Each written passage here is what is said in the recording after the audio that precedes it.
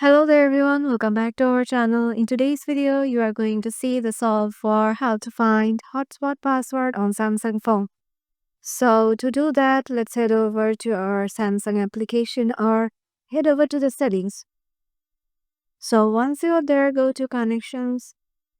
From here, go to your hotspot, like mobile hotspot and tethering. Head over there. From here, just turn on your hotspot.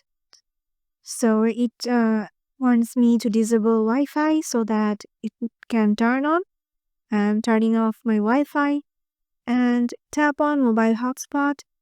Now, as you can see there, once I headed over to my mobile hotspot settings, it's just allowing me to see my network name, password, and its bandwidth.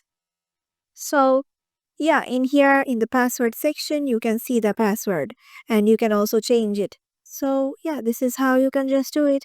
Hope this video will help you out and we will see you in the next video.